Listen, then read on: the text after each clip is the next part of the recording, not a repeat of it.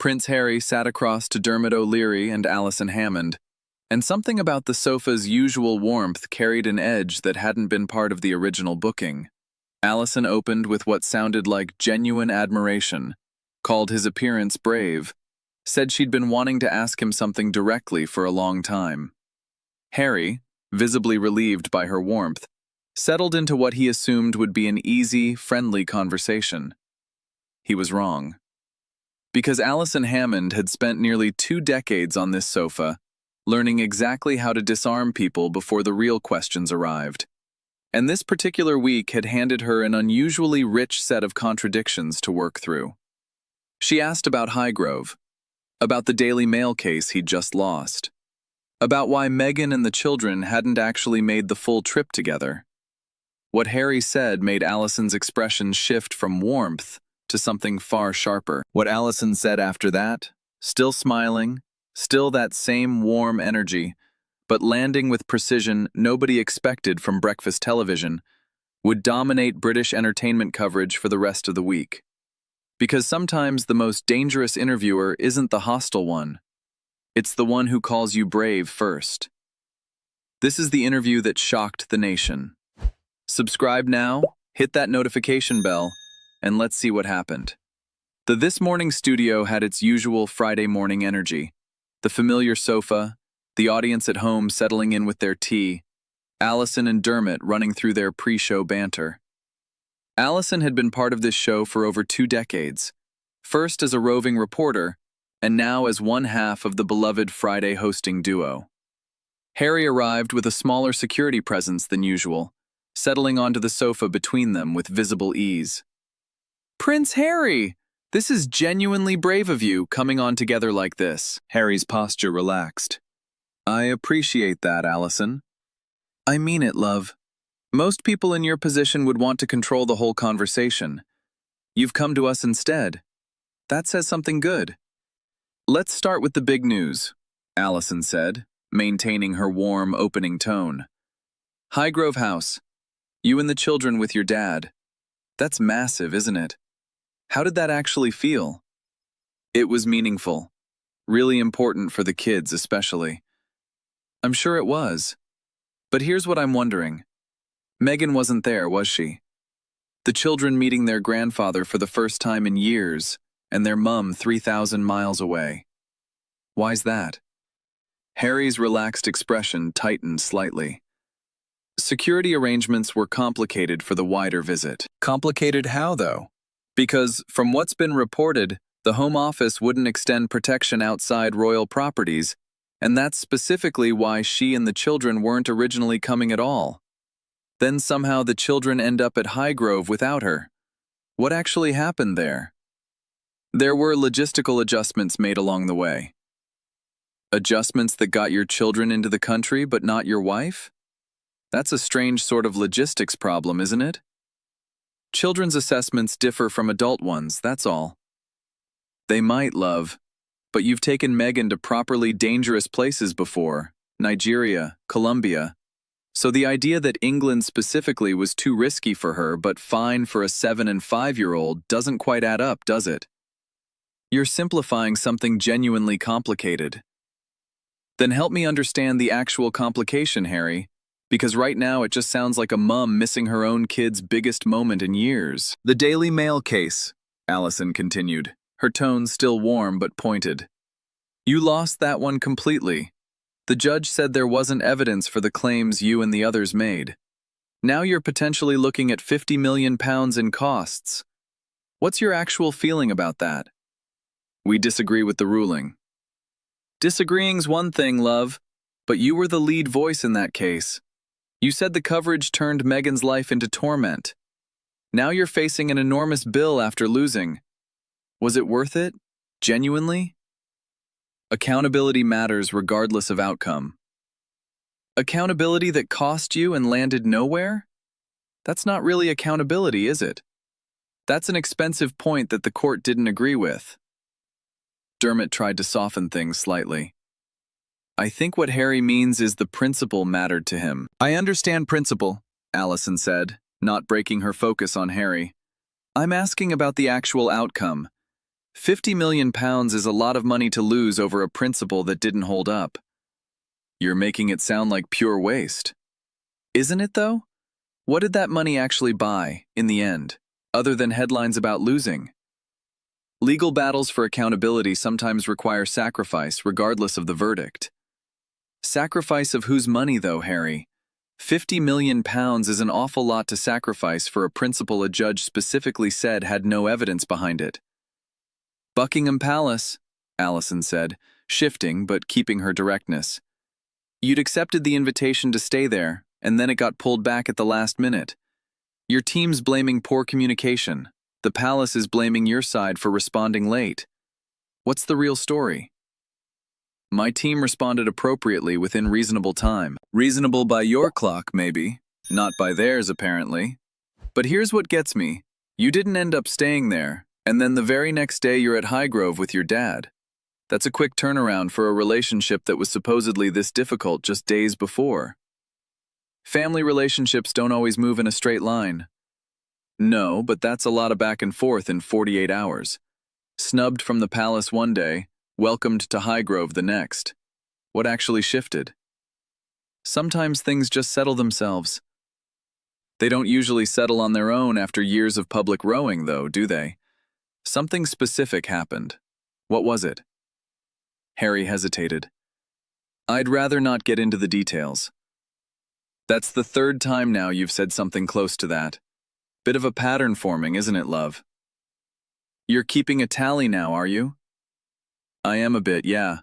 Someone has to, and it's turning out to be quite a long list already. William, Alison pressed on, her tone gentle but unwavering. No meeting planned this entire trip. Why's that? Our relationship remains complicated. You're actually here, love. Your children just met their granddad, and your brother's still completely off the table. What's keeping that door shut, really? These things need the right circumstances. You had the right circumstances yesterday with your dad, though. Why not even try extending something toward your brother? Silence. That silence says quite a lot, doesn't it, Harry? You're putting words in my mouth by reading into silence. I'm not putting anything in your mouth, love. I'm just noticing you're not saying anything. That's you doing that, not me. Let's talk about what you actually wrote about him, Alison continued, unexpectedly. In the book. Some pretty serious things about your brother specifically. Now that you're sort of back in the fold with your dad, do you still stand by everything you said about William? I stood by my experience when I wrote it. Your experience? That's an interesting way of putting it. Do you stand by the actual facts as you told them, or just how it felt to you at the time? Both, in different ways. That's a bit slippery, love, if you don't mind me saying. Either the specific things happened as you described them, or they didn't. Which is it? Harry's jaw tightened. I'm not revisiting the whole book on your sofa. I'm not asking you to revisit the whole thing. Just whether you'd say the same things to his face now, sitting where you are, having just been welcomed back into the family a little. That's between William and me. Fair enough. But you brought the accusations to millions of readers first. Seems a bit odd that the actual accountability part is suddenly private. Meghan and the divorce rumors, Alison continued, pushing forward but keeping her tone caring. She's not here with you. Wasn't at Highgrove either. I understand the security explanation, but combined with everything else people are reading, they're asking harder questions. What's your honest answer? Our marriage is solid. Solid marriages don't usually involve the wife missing something as big as meeting the king with her own children, does it? That's a strange gap to explain away. You're reading too much into normal complications. I'm reading what's actually been reported and asking you to clear it up.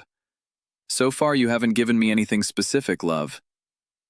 I don't think I owe the public a breakdown of my marriage. You've given documentaries and interviews about your marriage before, though.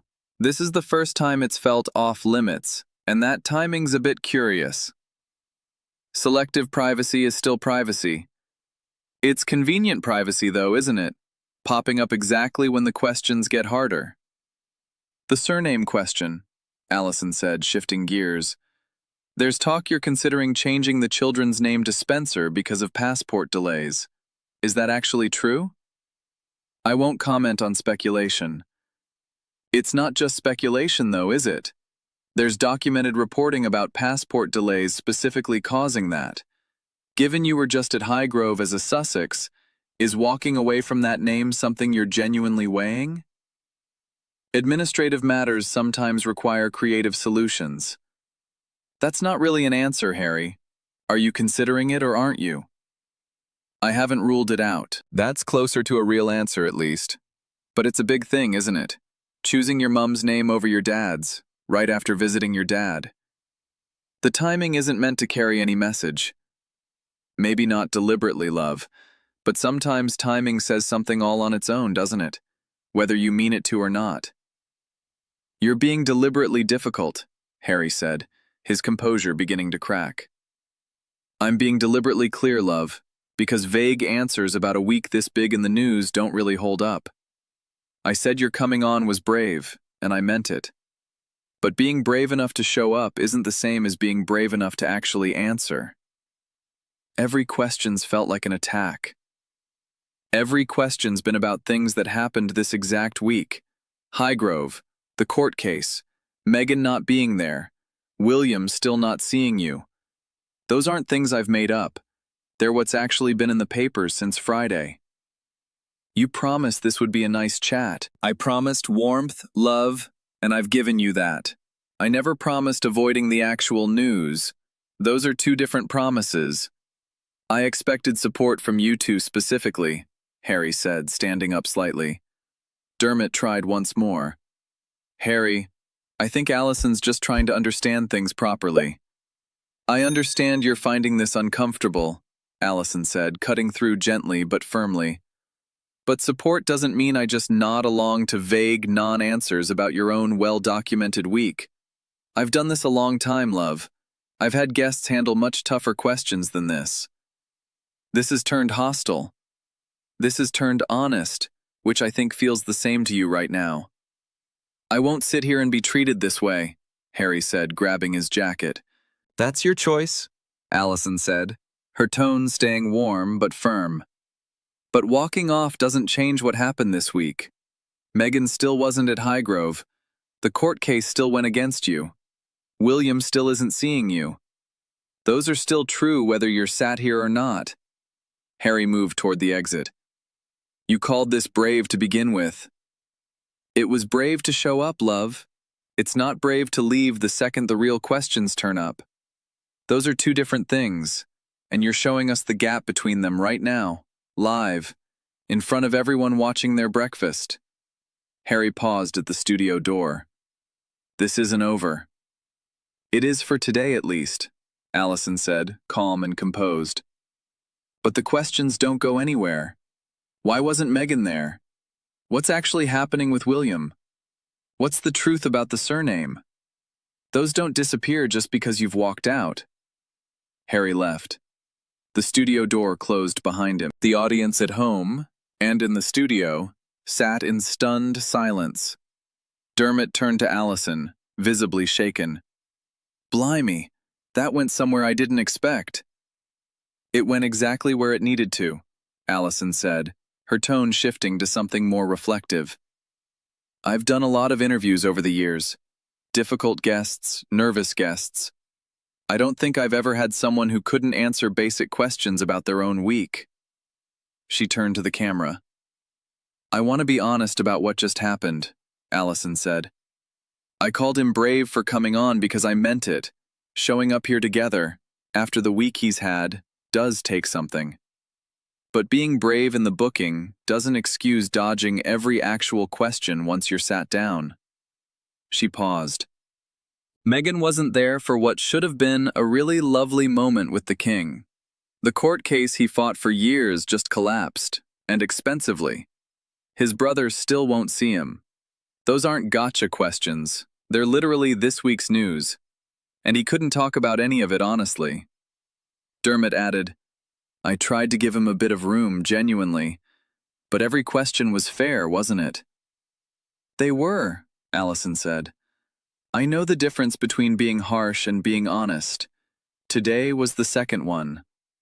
What actually gets me, Alison continued, her voice softening slightly, is that he had genuinely good news to share this week.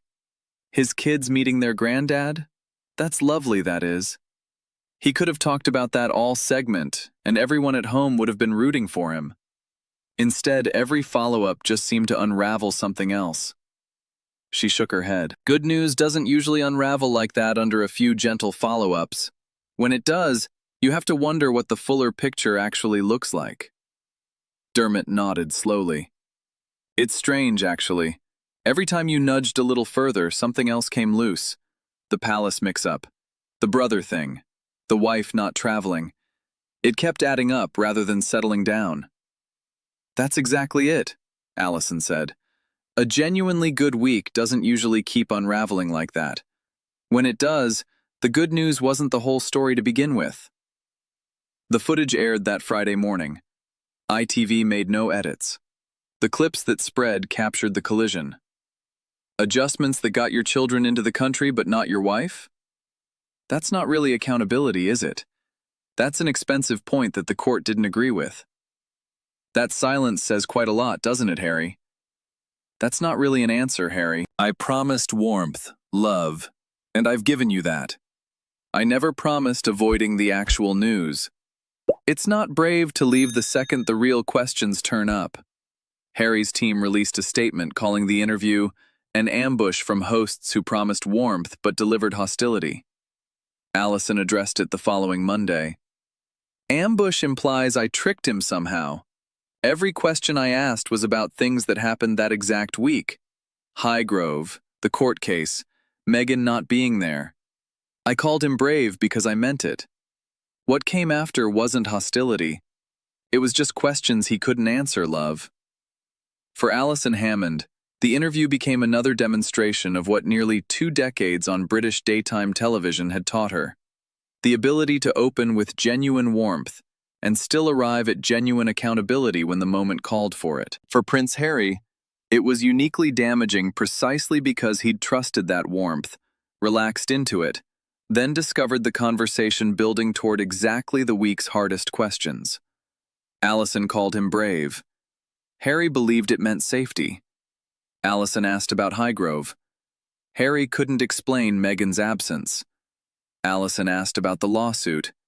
Harry couldn't defend the outcome. Alison asked about William. Harry offered only silence before walking out entirely.